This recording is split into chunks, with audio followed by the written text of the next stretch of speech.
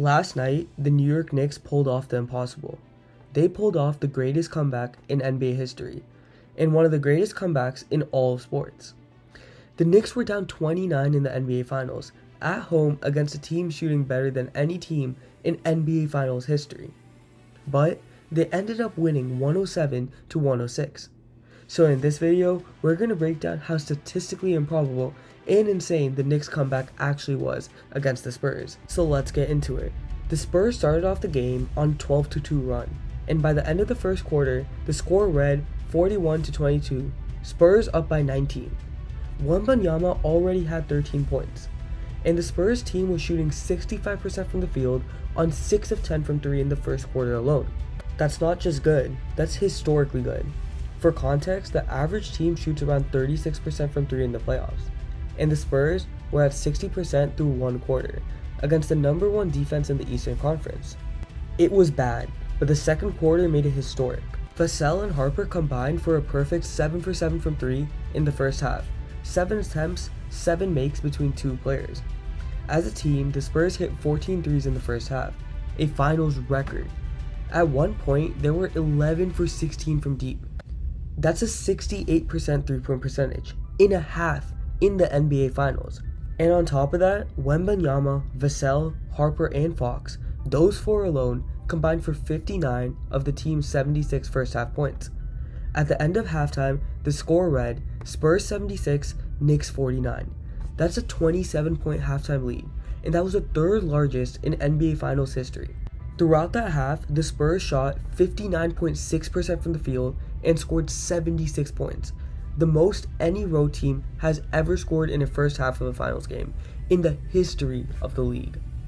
So basically, everything that could go right for the Spurs went right for the Spurs up till the first half, and everything that could go wrong for the Knicks went wrong for the Knicks up till the first half.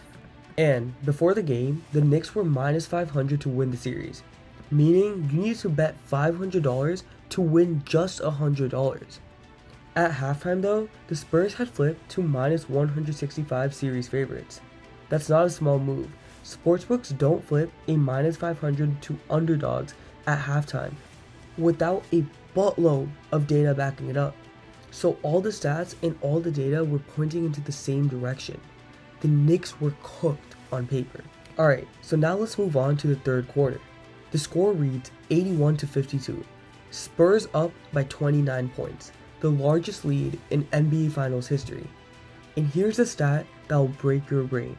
That same number 29 is now also the largest comeback in NBA Finals history, the biggest lead ever held in a finals game, and the biggest blown lead ever in a finals game, the same number, the same game. Now here's where things start going downhill for the San Antonio Spurs. Unlike the first half, where the Spurs seemingly couldn't miss a shot, it was the complete opposite in the third quarter. They went 3 of 14 in that stretch, while the Knicks went on a 13-0 run to cut the lead to 90-75 going into the fourth, cutting the lead to just 15 points. And that's when you could feel the crowd starting to believe. The energy was crazy, and all of Madison Square Garden were on their feet for the fourth quarter. But the Spurs came out hot and pushed the lead to 95-75. The Knicks were down by 20 with 9:33 left in the fourth quarter. ESPN's win probability model, 0.4%. Run that exact situation 1,000 times, same score, same time, same teams, the Knicks win 4 of them. And the historical context makes this even more staggering. No team had come back from more than 24 points down in the NBA Finals game in the modern tracking era. The Knicks needed to overcome a 20-point deficit in under 10 minutes against a team that had been the most efficient offense in NBA Finals history just 30 minutes earlier. So, statistically, what happened? The Spurs went 59.6% shooting in the first half to 20.5% in the second, 8 of 39 from the field, 30 points. That 46-point scoring drop, 76 in the first half and 30 in the second, ties the largest first half to second half decline by any team in a playoff game since the shot clock era began in 1954. 70 years of data, never been worse.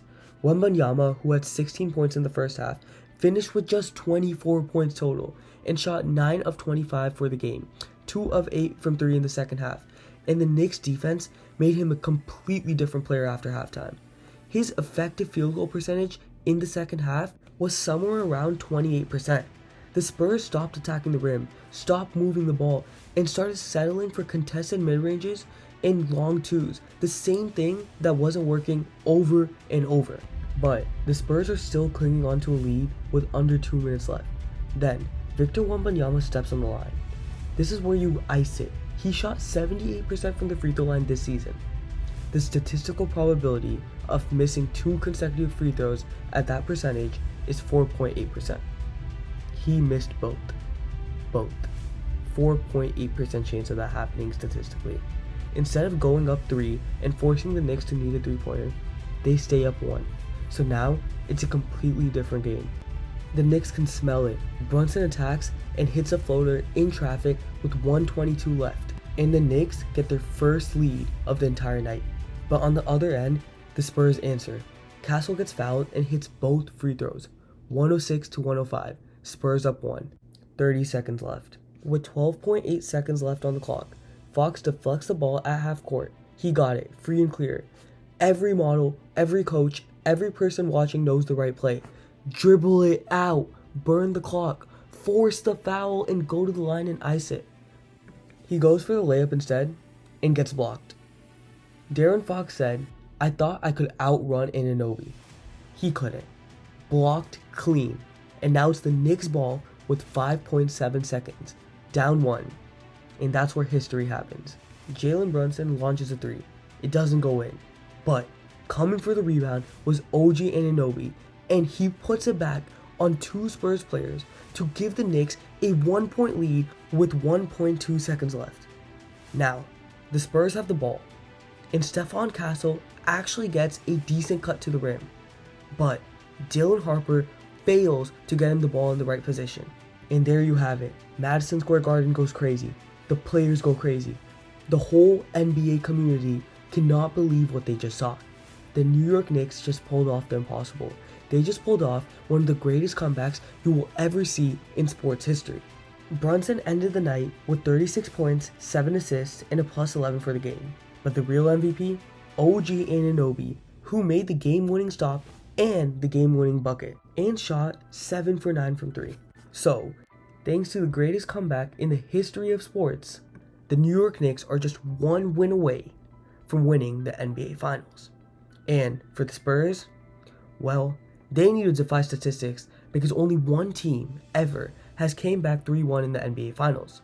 Could they make it too? Could they become the next one? I don't know, but one thing is for certain.